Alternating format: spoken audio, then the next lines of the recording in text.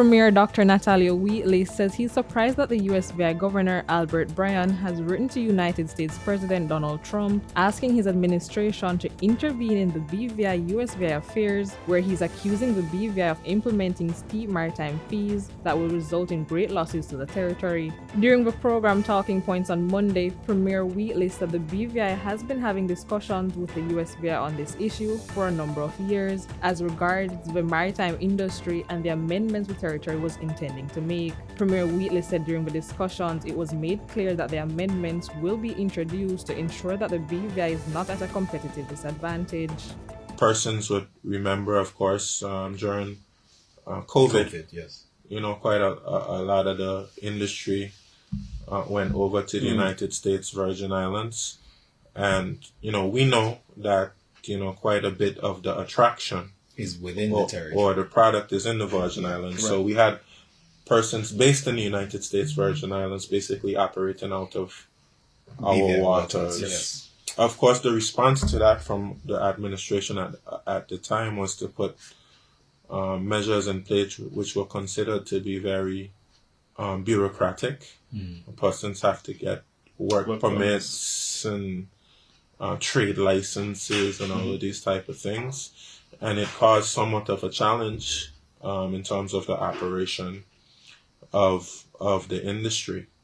And there were a lot of complaints. So when I took leadership, one thing I did was we had discussions with the United States Virgin Islands about relaxing those conditions, for water taxis in particular. We just respected each other's business licenses. So if you have a trade license from the BVI, the United States Virgin Islands would recognize it, accept it, and we do the same for them. We eliminated the need for work permits and the trade licenses, etc.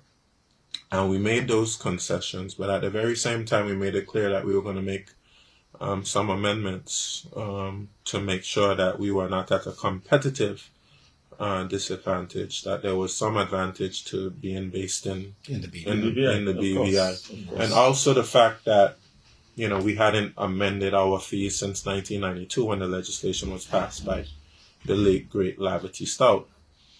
So the fees were 30 years old.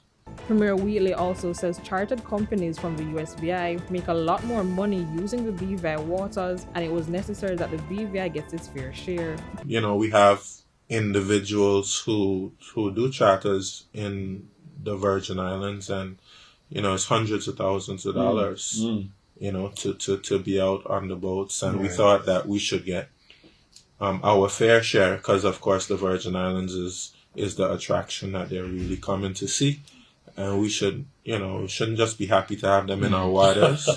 We should get something out of the deal. It shouldn't just be private persons making all the money. The government should be able to make something from it. So based on all of those factors, we revised our fees, and we were transparent about it. We went and we had discussions, and of course, in those discussions, we thought that our position was understood and accepted.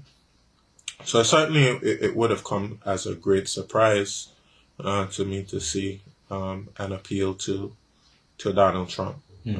To get involved in the USVI BVI relationship. That certainly came as a surprise to me. But of course, we're in the BVI, and they're in the United States Virgin Islands. We'll remain neighbors, and it's important for us to have good relations with each other. So we will have to remain in dialogue. And to see if we can come to an understanding.